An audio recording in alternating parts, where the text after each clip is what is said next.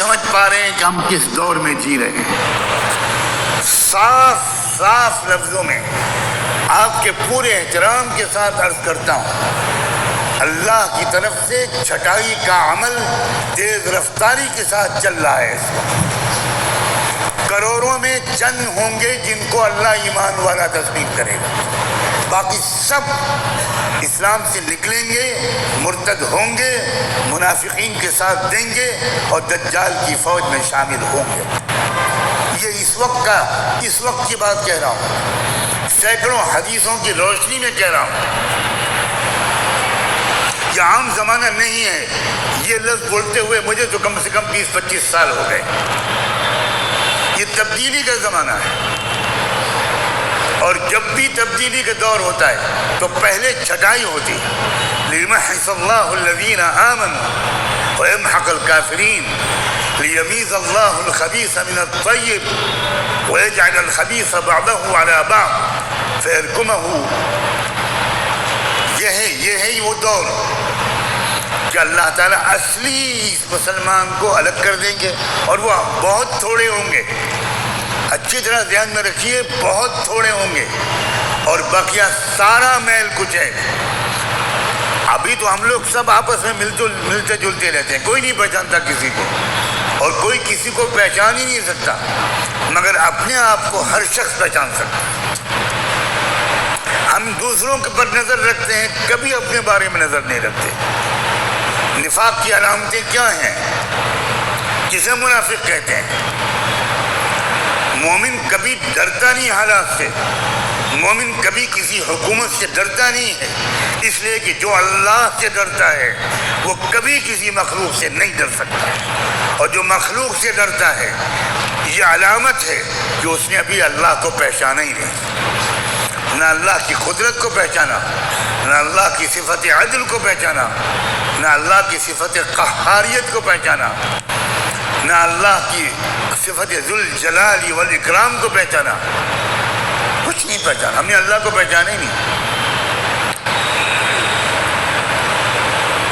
جس کو ہم ایمان کہتے ہیں وہ ایمان نہیں ہے، ایمان کلمہ پڑھنے کا نام نہیں ہے، ایمان توحید و رسالت کا اقرار کرنے کا نام نہیں ہے۔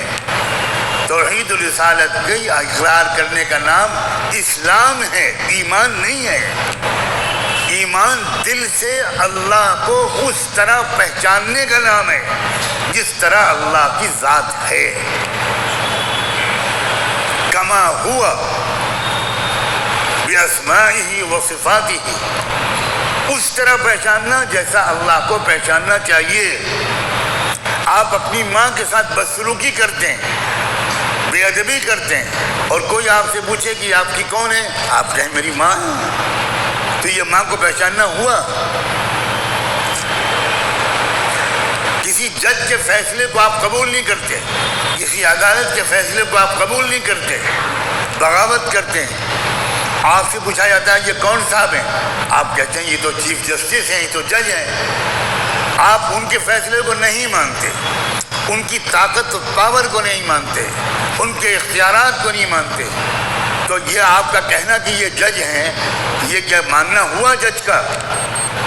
ایسا جج کا ماننے والا چاہے صبح سے شام تک تسبیح لے کے بیٹھے، آپ جج ہیں، آپ جج ہیں، آپ جج ہیں، مسٹر کھنہ آپ جج ہیں، مسٹر شرما آپ جج ہیں، مسٹر کھنڈوال آپ جج ہیں، 1000 تسبیح کا وظیفہ پڑھے ہر نماز کے بعد، لیکن عدالت کا فیصلہ نہ مانے، آپ بتائیں کون سی جیل میں ڈالا جائے گا؟ کیا اس کو ملک کے خلاف بغاوت کی سزا نہیں دی جائے گی؟ کیا دیش دروہ کا مقدمہ اس کے اوپر نہیں چلایا جائے گا؟ آپ کہہ رہے ہیں میں تو مانتا ہوں کہ آپ جج ہیں۔ کیسا ماننا؟ اللہ کو ویسا ماننا جیسا اللہ کو ماننا چاہیے، اس کو ایمان کہتے ہیں۔ اور جو اللہ کو اس طرح مانتا ہے، اللہ کو جانتا ہے، اللہ کو پہچانتا ہے جس طرح اللہ کے پہچاننے کا حق ہے، اس کو ایمان کہتے ہیں۔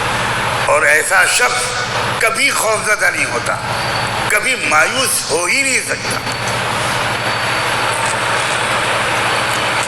ہر شخص ڈرا ہوا ہے، ہر شخص پریشان، عجیب صورتحال نظر آ رہی، بڑی خطرناک صورتحال ہے۔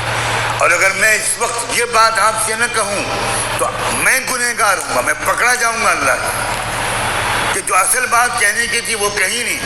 تم تو حضرت نوح علیہ السلام کا قصہ سنانے لگے، تم تو کتے کا رنگ بتانے لگے کہ اصحاب کہف کا کتا کس رنگ کا تھا، تم تو بتانے لگے کہ نوح علیہ السلام کی کشتی کتنی بڑی اور لمبی اور چوڑی تھی۔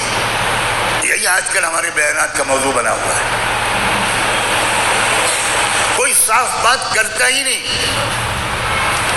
کوئی کھری کھری سناتا ہی نہیں، اس لیے کہ اس کے مدرسے کا چندہ بند ہو جائے گا۔ یہ بالکل آخری موقع ہے اپنے ایمان کو صحیح طور پر بنانے کا، لکھ لیجئے کہ یہ آخری موقع ہے۔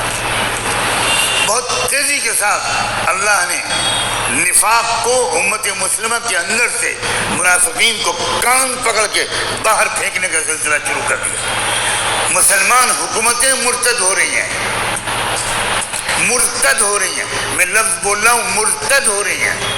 یہ ارتداد کی وہ لہر ہے جس کو سمجھ ہی نہیں پا رہے لوگ۔